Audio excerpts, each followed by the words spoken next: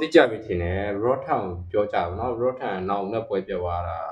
ဟိုလေးပေါ့နော်သူတို့ပြောကြတာ Rotham တမနစ်ကလောက်တာပေါ့နော်အမှန်မဟုတ်ပါဘူးနော်ဒီမှာတော့စေးရုံစေးရေး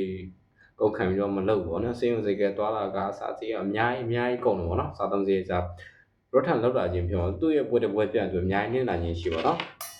Rotham နဲ့ Super လက်ကြည့်ပါတော့ကြည်နူးစရာလေးပေါ့နော်ကြည်နူးစရာကတော့ Rotham နဲ့ Super လက်တကယ်တငယ်ချင်းရေးပေါ့နော်Super လက်ရှုံမှာလူတိုင်းနဲ့1နဲ့ပါပေါ့နော် UK နဲ့ Super လက် Idol မြန်မာဖန်နေပြည့်ဆိုတာနော်1နေတဲ့ Super လက်ပွဲတိုင်း Rotham မျိုးကောင်းလေးကန်နေရှိပေါ့နော်အဲ့ဒီတာခဲတို့တော့ပြောတယ်ပေါ့နော်ဒါတာခဲတို့နဲ့ Rotham ပွဲလည်းမကြောက်ကျွန်တော်တို့တွေ့မယ်ဒါတည့်ရဲ့အတိုင်းပဲနော်ဒါနောင်နဲ့ချို့ရပြောကြတယ်မျိုးပေါ့နော်ဒါအမှန်မဟုတ်ပါဘူးတော့နော်အကြောင်းကျွန်တော်လက်ရှင်းပြခြင်းဖြစ်ပါတယ်ဒါသူရဲ့စားသုံးစေးလေးကဆိုအများကြီးကုန်တော့ကျွန်မမှာနေစေလာရှိတော့ကြောက်ပေါ့နော်ကြောင်အယူမမှားကြပါနဲ့နောင်ပွဲပြတ်သွားတာလေကောင်းပါနော်သူဆရာသူပဲတို့ကတော့အကောင်းဆုံးပေါ့နော်ပွဲပြီးမှတော့ကြည့်ရှိမှာမဟုတ်ပေါ့နော်ကိုယ်မှာခြေထိုးရပြီးတော့ကြည့်ရှိမှာတက်လို့ပါပဲကိုပြရတာတမျိုးကောင်းပါနော်နောက်မကြဘူးကျွန်တော်တို့ဂျပန်မှာကျင်းပမဲ့ပွဲမှာပြန်ပါမှာနော်ကျွန်တော်တို့တရားဝင်နဲ့ဖြစ်သွားပြီဆိုတော့တဲ့